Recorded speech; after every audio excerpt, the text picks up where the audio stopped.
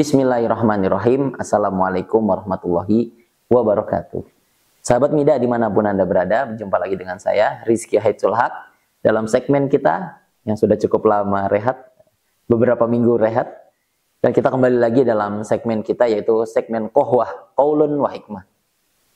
Saya ingatkan kembali, segmen ini merupakan bagian dari segmen edukasi kami, yang di sana adalah literasi yang kita sampaikan kepada sahabat Mida sekalian, yang insya Allah akan kita selipkan hikmah-hikmah dan pelajaran-pelajaran yang bisa kita serap untuk lebih meningkatkan kualitas keimanan kita dari sekian banyak literasi yang hadir di tengah-tengah kita.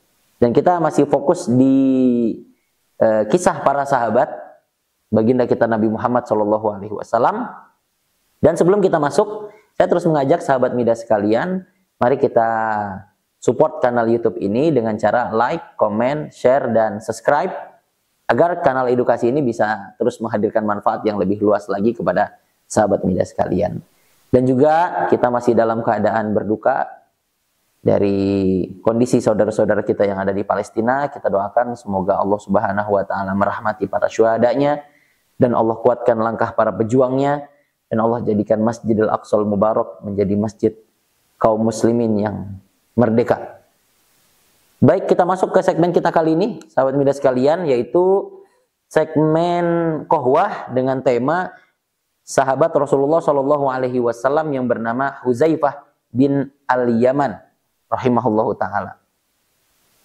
Beliau dijuluki sebagai musuh kemunafikan dan teman keterbukaan. Penduduk Madain keluar berduyun-duyun untuk menyambut kedatangan wali negeri mereka yang baru diangkat oleh Amirul Mukminin, yaitu Umar ibn al-Khattab.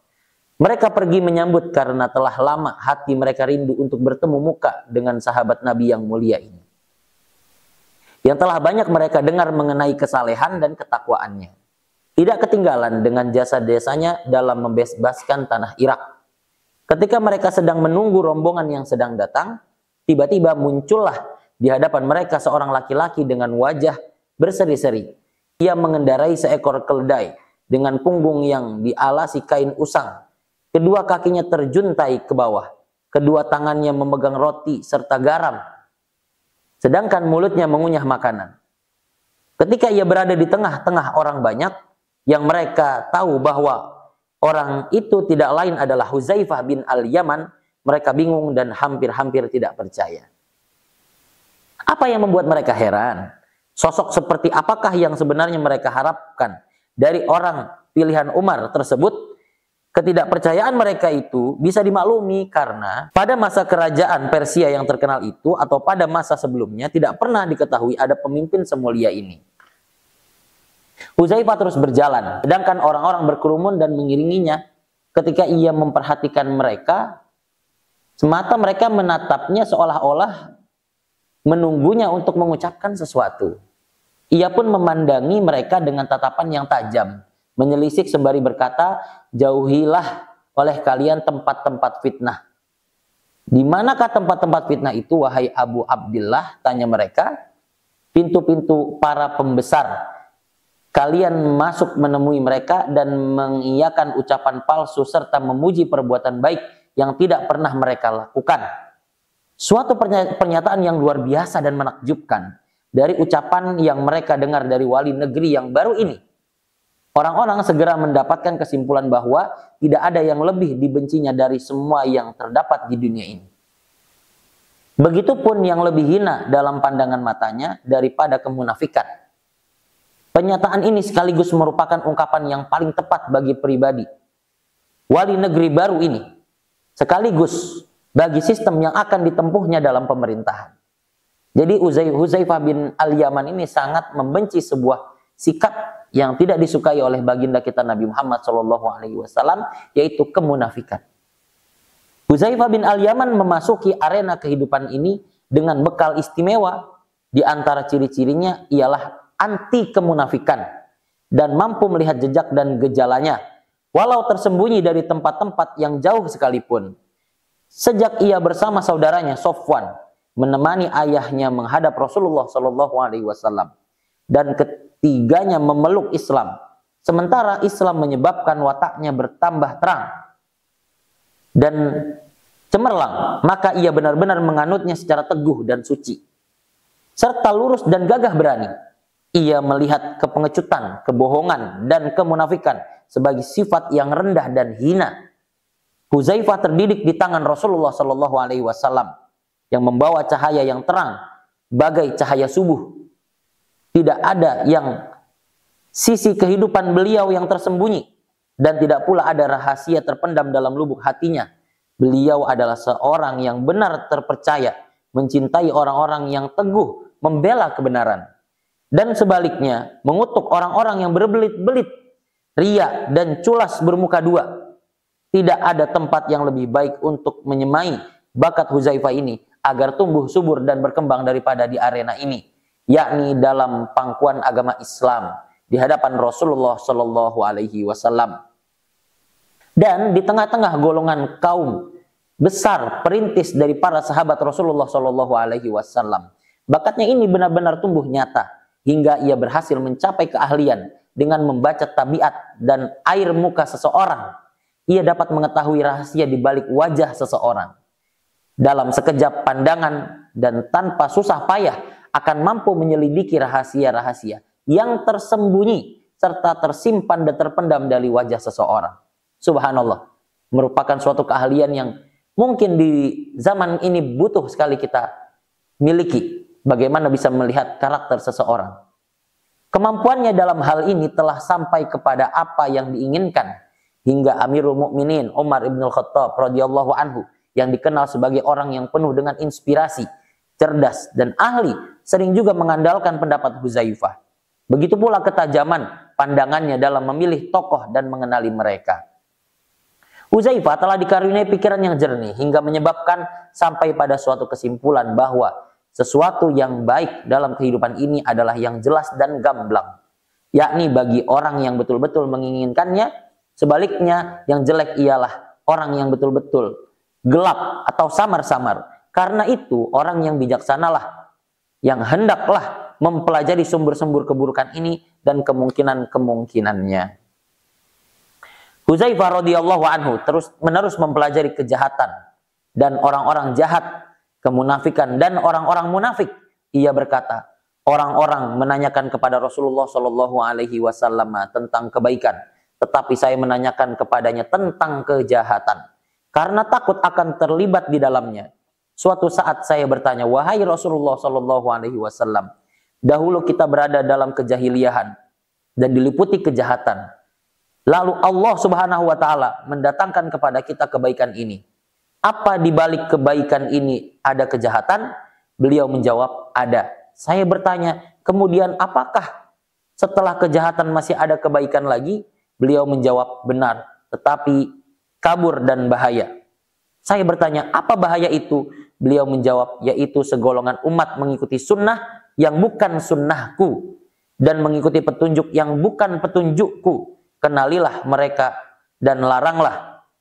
Saya bertanya lagi, kemudian setelah kebaikan tersebut, apakah masih ada kejahatan wahai Rasulullah? Beliau menjawab, ada. Yakni para da'i yang menyuruh di pintu neraka. Barang siapa menyambut seruan mereka, mereka melemparkan ke dalam neraka. Kemudian kutanyakan kepada Rasulullah, ya Rasulullah, apakah yang harus saya perbuat bila saya menghadapi hal demikian? Rasulullah menjawab, senantiasa mengikuti jamaah kaum muslimin dan memimpin mereka. Saya bertanya, bagaimana bila mereka tidak memiliki jamaah dan tidak pula pemimpin? Beliau bersabda, tinggalkanlah semua golongan itu walaupun engkau harus menggigit akar pohon sampai menemui ajal dalam keadaan demikian. Apakah tidak memperhatikan ucapannya? Orang-orang menanyakan kepada Rasulullah tentang kebaikan, tetapi saya menanyakan kepadanya tentang kejahatan karena takut akan terlibat di dalamnya. Huzaifah bin Al-Yaman menjalani kehidupan ini dengan mata terbuka dan hati waspada terhadap sumber-sumber fitnah dan liku-likunya demi menjaga diri dan memperingatkan manusia terhadap bahayanya. Ia mampu melihat rahasia kehidupan ini dan mengkaji pribadi orang serta meraba situasi. Semua masalah yang diolah dan digodok dalam akal pikirannya selalu dituangkan dalam ungkapan seorang filosof dan arif dan bijaksana. Ia berkata, Allah Ta'ala telah membangkitkan Muhammad Shallallahu Alaihi Wasallam. Beliau menyeru manusia dari kesesatan kepada kebenaran dan kekafiran kepada keimanan. Sebagian orang pun menyambut seruan beliau. Dengan kebenaran itu yang mati menjadi hidup, dan sebaliknya dengan kebatilan yang hidup menjadi mati. Kemudian masa kenabian berlalu dan disusul oleh masa kekhalifahan. Menurut jejak beliau, setelah itu tiba giliran zaman raja-raja yang zalim. Di antara manusia yang menentang baik dengan hati maupun dengan tangan dan lisannya, merekalah yang benar-benar menerima kebenaran. Di antara mereka yang menentang dengan hati dan lisan tanpa mengikut sertakan tangannya, maka golongan ini telah meninggalkan suatu cabang dari yang kebenaran. Ada pula yang menentang dengan hati semata tanpa mengikut sertakan tangan dan lisannya, maka golongan ini telah meninggalkan dua cabang dari kebenaran. Dan ada pula yang tidak menentang sama sekali, baik dengan hati, tangan maupun lisan, maka golongan ini adalah mayat-mayat bernyawa. Ia juga berbicara tentang hati beserta kehidupan petunjuk atau sebaliknya, kesesatan di dalamnya. Ia menuturkan, hati itu ada 4 macam. Hati itu ada 4 macam. Hati yang tertutup, itulah hati orang kafir. Hati yang bermuka 2, itulah dia hati orang munafik. Hati yang suci, bersih, dan di sanalah ada pelita yang menyala. Itulah dia hati orang yang beriman. Dan hati yang berisi keimanan dan kemunafikan, perumpamaan keimanan itu seperti sebatang kayu yang dihidupi air bersih, sedangkan kemunafikan itu tidak ubahnya sebagai bisul yang diairi darah dan nanah. Maka di antara keduanya yang lebih kuat itulah yang menang. Pengalaman Hudzaifah yang luas tentang kejahatan dan ketekunannya untuk melawan dan menentangnya menyebabkan lidah dan kata-katanya menjadi tajam dan pedas. Hal ini diakuinya kepada kita secara kesatria dan diungkapkannya. Saya datang menemui Rasulullah Shallallahu Alaihi Wasallam, lalu saya berkata kepada beliau, wahai Rasulullah, lidahku agak tajam terhadap keluargaku, dan saya khawatir bila hal itu akan menyebabkan saya masuk neraka. Rasulullah Shallallahu Alaihi Wasallam pun bersabda, mengapa engkau tidak beristighfar? Sungguh aku beristighfar kepada Allah setiap hari 100 kali.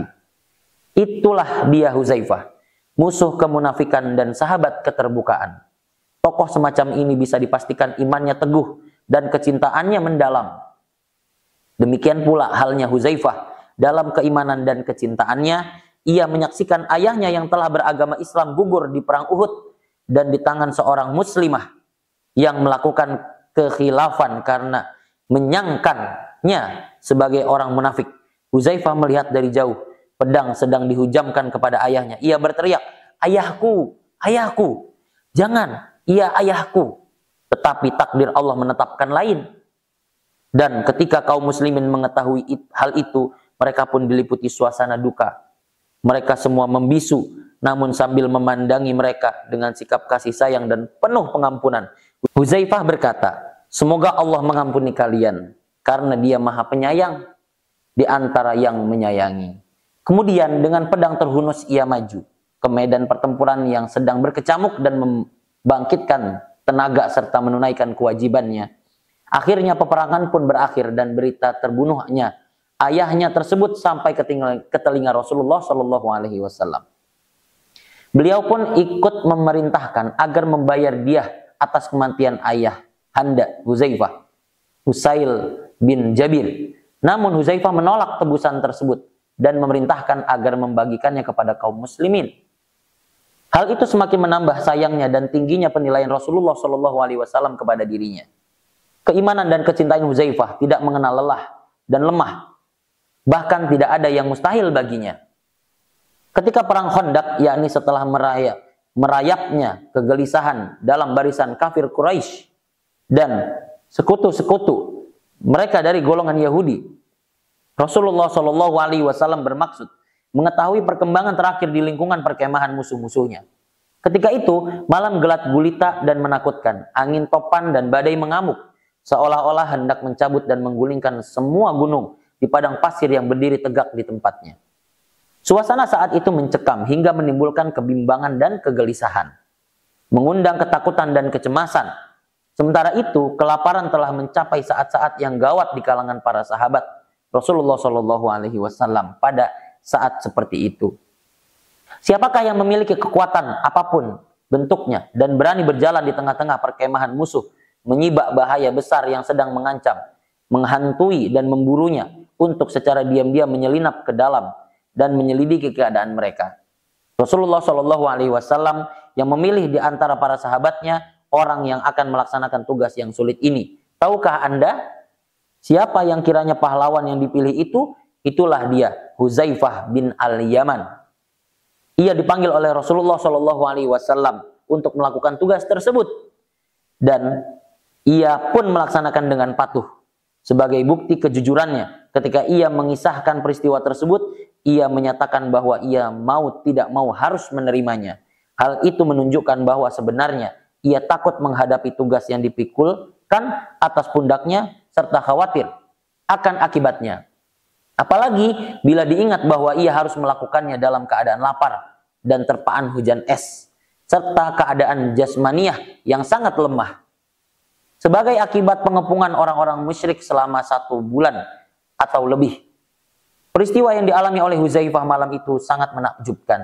Ia telah menempuh jarak yang terbentang di antara 2 perkemahan yang berhasil menembus kepungan, lalu diam-diam menyelinap ke perkemahan musuh. Ketika itu angin kencang telah memadamkan alat-alat penerangan pihak lawan hingga mereka berada dalam keadaan gelap gulita. Sementara Huzaifah radhiyallahu an telah mengambil tempat di tengah-tengah pasukan musuh itu. Abu Sufyan yang saat itu menjabat sebagai panglima besar Quraisy takut bila kegelapan malam itu dimanfaatkan oleh mata-mata kaum muslimin untuk menyusup di perkemahan mereka. Dia pun berdiri untuk memperingatkan anak buahnya. Ia berteriak, "Wahai orang Quraisy, hendaklah kalian memperhatikan kawan duduknya dan memegang tangan serta mengetahui siapa namanya." Seruan yang diucapkan dengan keras itu kedengaran oleh Huzaifah.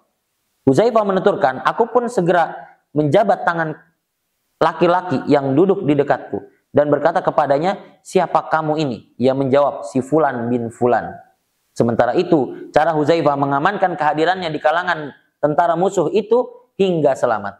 Abu Sufyan mengulangi lagi seruan kepada tentaranya, "Wahai orang-orang Quraisy, kekuatan kalian sudah tidak utuh lagi.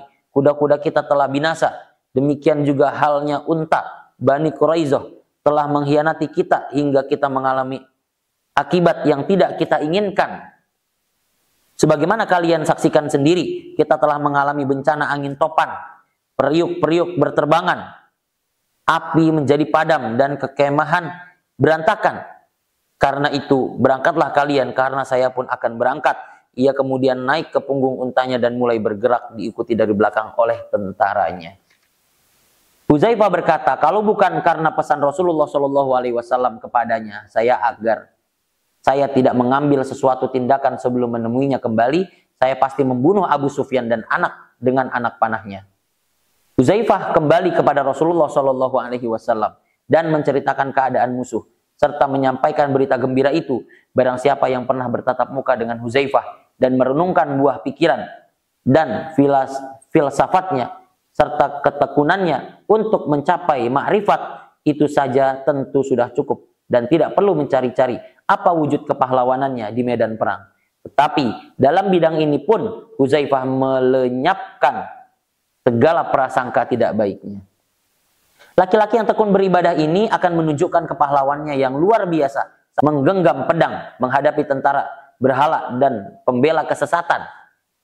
Cukuplah sebagai bukti bahwa ia merupakan orang ketiga atau kelima dalam deretan tokoh terpenting pada pembebasan seluruh wilayah Irak.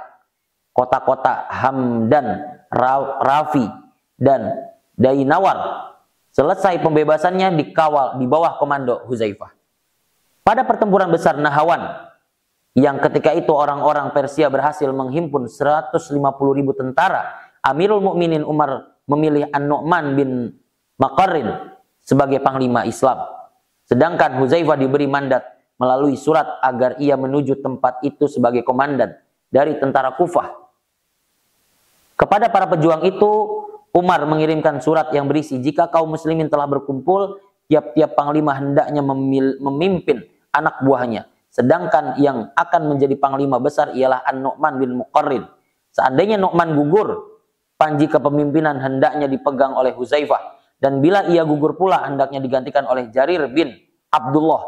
Amirul Mukminin menyebutkan beberapa nama lagi hingga 7 orang yang akan memegang kepemimpinan tentara secara berurutan jika satu dan lainnya sudah menjadi syahid.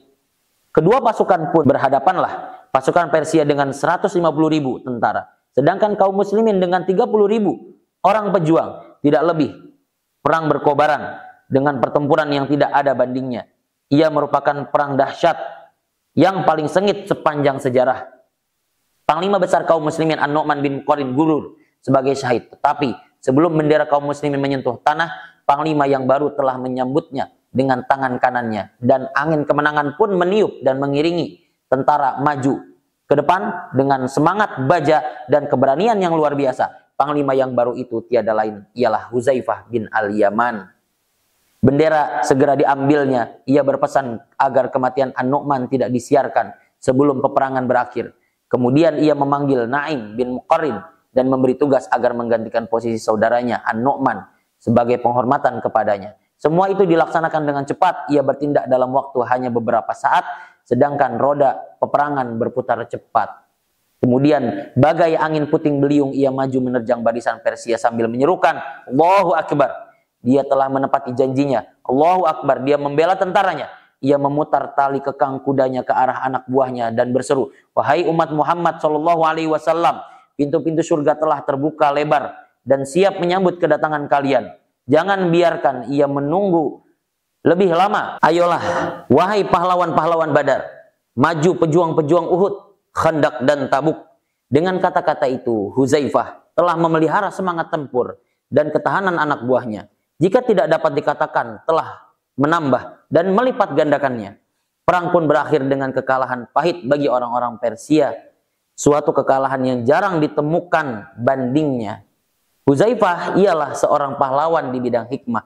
Ketika sedang tenggelam dalam renungan, seorang pahlawan di medan juang. Ketika berada di medan laga, ia seorang tokoh dalam urusan apa saja yang dipikul di atas pundaknya. Dalam setiap persoalan yang membutuhkan pertimbangannya. Ketika kaum muslimin di bawah komando Sa'ad bin Abi Waqqas hendak pintu dari Madain ke Kufah dan bermukim di sana, yakni setelah situasi kota Madain membawa akibat buruk kepada kaum muslimin dari golongan Arab, menyebabkan Umar menitahkan Sa'ad segera meninggalkan kota itu setelah menyelidiki suatu daerah yang paling cocok sebagai tempat pemukiman kaum muslimin. Siapakah dia yang diserahi tugas untuk memilih tempat dan daerah tersebut? Itulah dia Huzaifah bin Al-Yaman yang pergi bersama Salman bin Ziyad guna menyelidiki lokasi yang tepat bagi pemukiman baru itu. Tatkala mereka sampai di Kufah yang ternyata merupakan tanah kosong yang berpasir dan berbatu-batu, Huzaifah menghirup udara segar lalu berkata kepada sahabatnya, disinilah tempat pemukiman itu insya Allah. Rencana pembangunan kota Kufah diatur sedemikian rupa oleh ahli bangunan, diwujudkan menjadi sebuah kota besar yang maju. Dengan perpindahan kaum muslimin di tempat yang baru tersebut, mereka yang sakit segera sembuh, yang lemah menjadi kuat, dan urat-urat mereka berdenyut menyebarkan aura kesehatan. Huzaifah benar-benar seseorang yang berpikir cerdas dan berpengalaman luas. Ia selalu berpesan kepada kaum muslimin, tidaklah termasuk yang terbaik di antara kalian orang yang meninggalkan dunia untuk kepentingan akhirat, dan tidak pula meninggalkan akhirat untuk kepentingan dunia. Tetapi yang terbaik adalah siapa yang mengambil bagian dari keduanya.